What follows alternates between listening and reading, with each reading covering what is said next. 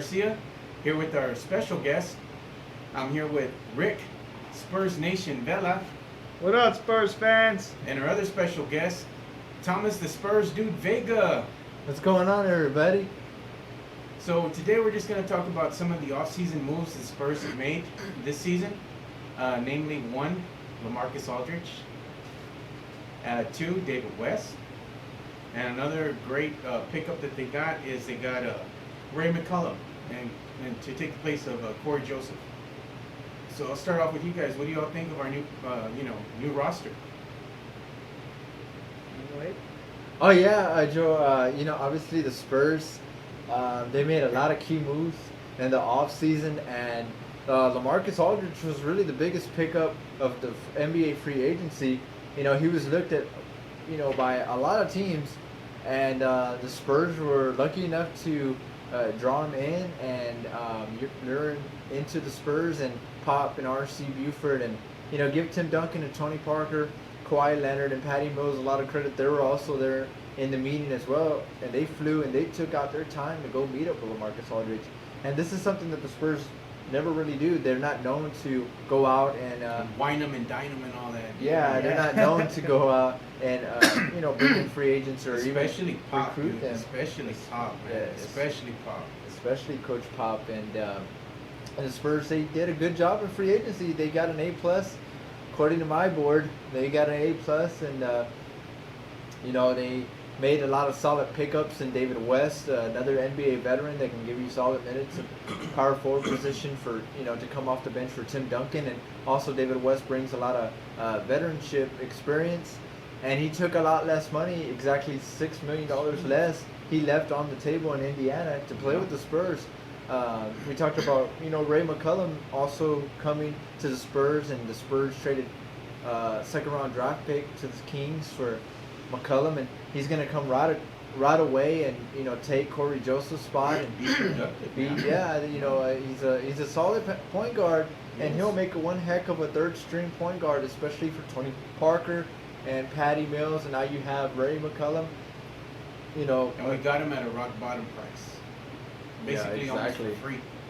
Yeah, and also Boban Marjanovic, a 7'3", 7'4" center from Europe. The Spurs just recently signed, and another guy that can come in, rebound, block shots, score in the paint for the big guys that are resting, and also the recently signed Jonathan Simmons from the Austin Spurs. Man, that guy was going off in the God. this summer league, man. Yeah, this guy was playing terrific in the NBA Summer League, and he showed me a little bit of everything. He can play defense, he can get steals, and think about him as he's a hustle player, and he went after a lot of loose balls. High energy player. Yeah, high Kinda energy. Like Patty Mills, man. Yeah, and he's gonna obviously bring that to the table for the Spurs. So that's another great pickup, and Jonathan Simmons is one of those players. He's got something to prove to everybody, and he really wants to make. He's a very athletic player. Yeah. He's a true basketball player. And also another player that did very good in the NBA Summer League was Kyle Anderson. man. He was named Slow-mo. MVP of the NBA Summer League. And who we need to give a big congratulations to? Becky Hammond. Yes. She did an outstanding Good job, as a Becky coach. Hammond. Good job, Becky And because Hammond. of her, the Spurs went ahead and had the opportunity to play for the Summer League Championship, which they won. They the won. championship. Good job. Go Yes. Spurs, go. Champs, baby. Champs. Yep. So hopefully that translates into another NBA championship. Yeah. But it's sad though in a way, because yes, we got a revamped roster, but we had to say goodbye to some players that we had grown attached to. Thiago Splitter. Everybody was mad at him this year, but without Thiago and his contributions, we wouldn't have been able to win that 5th NBA title. Same thing goes for Marco Bellinelli. I'm gonna miss Marco. He's one of my favorites. Mamma mia! I'm gonna miss saying that. Bellissimo. Mamma mia! Yeah. I used to call him Super Mario. I'm gonna miss him, man. Yeah. And Corey Joseph. I hated to see Corey Joseph go. He had stepped up his game so much. I mean, he had done an outstanding job this last season. I mean, it was like when we really needed a stable, productive point guard, he was it. He was almost one of the most consistent players for the Spurs all of last season. He just came out and he did a fantastic job. So nothing but love to him too. Another player that left us and did another outstanding job was Aaron Baines. Big banger. Big banger. Yeah. Man, we're gonna miss him, man. He was doing a great job this last season. I was looking forward to seeing him play this year, but you know, it is what it is. It's part of the business, but we've got a revamped roster, and you know, all we can do is just hope for the best. And what's that new saying, Nation? Remember? From the March 2016. 2016, bring that ring. Yeah. And in case you all missed it, man, we had a great time at the Spurs March. It was a lot of fun. We enjoyed meeting all the fans that went out there. Epic march. Big shout out to Skool Magee. Without Skool Magee, this march wouldn't have never been possible. He's the mastermind behind the whole Spurs March. All we do is just come out and support, you know, and try to meet as many fans as we can and have a great time. So anything else you all want to, you know, talk about as far as this season goes? Well, on my take of the new players, the new addition to the Spurs, you know, I'm already looking forward to the season. I mean, with the new players we have, plus with the players that came back, you know, Kawhi Leonard, Danny Green, Tim Duncan, Manu Ginobili, man, this team, they're gonna make a hell of an impact come towards this season. I mean, we're not that far away from Spurs basketball, and where it's just right around the corner. I mean, it's like it may just recently happen and then it's gone, but now it's coming back, you know, as you know, because the months go by really quick. Yeah. So shoot, I'm stoked. I can't wait. And just like I said before, this team is so dangerously scary. They give Freddy Krueger nightmares.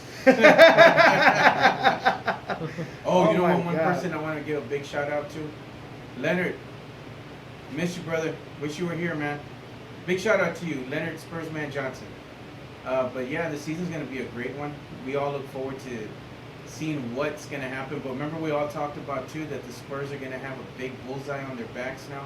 Oh yeah. And it's because, you know, they're that super team and everybody's going to be gunning for them. It's like, it's even worse now because they didn't win the championship, but because of the caliber of players that they have on their roster and everybody giving them the acronym as the best team in the NBA, and the season hasn't even started. A lot of teams are going to want to show that, you know, they can be beaten and they're the ones that are going to beat them. So every game is going to be like an intense playoff atmosphere almost, you know? It's going to be crazy, but, I mean, what do you think, Thomas? Yeah, I think, you know, the Spurs will have a huge target on their backs, but this is nothing new to them. You know, even last year they had a target on their back. I think the only difference was health.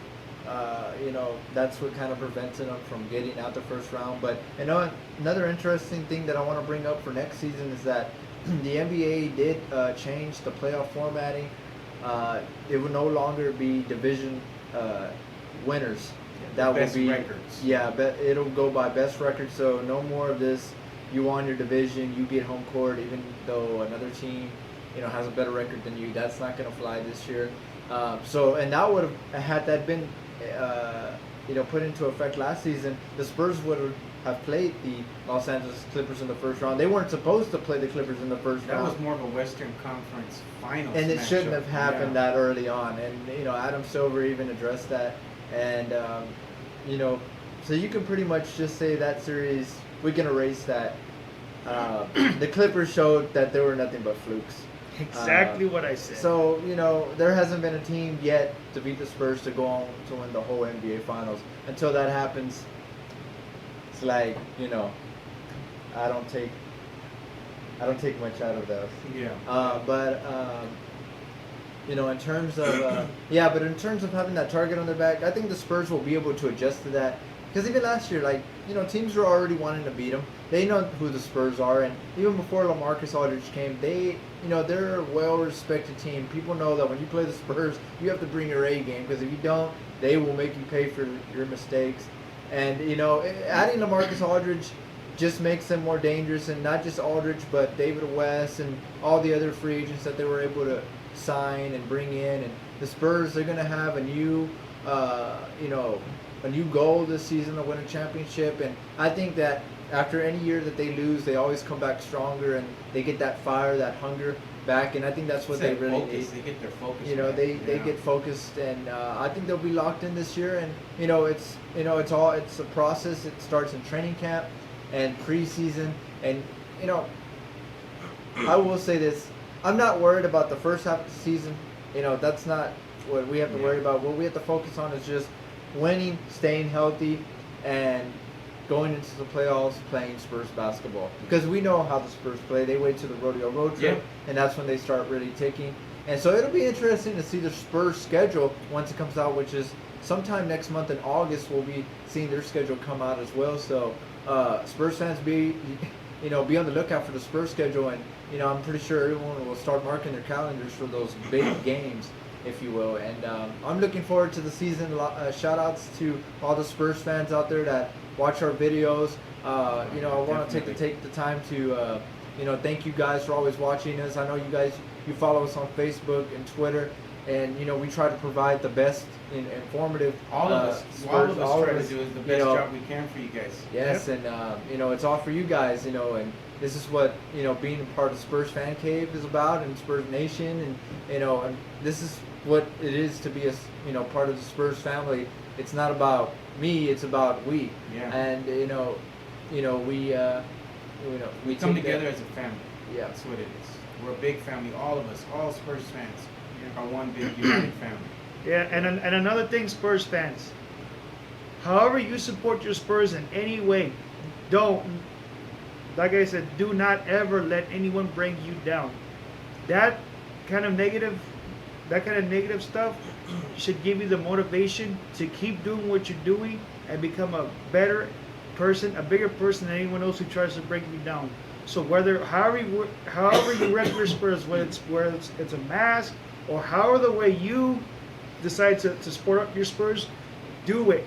Don't let anyone tell you otherwise, because that's what you want to do. Don't let anyone bring you down. Remember that. Believe in yourself, and good things will happen. Exactly. Another thing is that before we sign off, it's going to be a bittersweet year for all of us this year because of Manu Ginobili. We know that he made the sacrifice to come back and play one more year because he's a very competitive player, and he wanted to come back, and given the caliber of team that was put together in the offseason, he wanted to get that one last championship before he gets, before he calls it quits and he retires. But just know that every game that we see him play, every game that the Spurs play, and they get deeper and deeper and deeper into the season, it's exciting, but it's also bittersweet because we all know we're getting closer to the inevitable end, the end of the career of one of the best Spurs, Manu Ginobili. It's going to be a sad day when we see him not on the court anymore. Kind of like David Robinson. One of those iconic Spurs. You look forward to seeing every year, and then they're not there. So, everybody just enjoy the moment. In this season, enjoy the moment. Yeah. In every minute, every second, just enjoy it. Because we might not ever see that again. It could be a long time coming before we see that great trio. Of Spurs that were put together in the caliber of Tim Duncan, Tony Parker, and Manu Ginobili. It's the end of the big three as we know it, but it's also, they're going to be making history this year, so it's all something to look forward to. They were about 2 wins away? They're 2 wins away from being the most winningest trio in the NBA.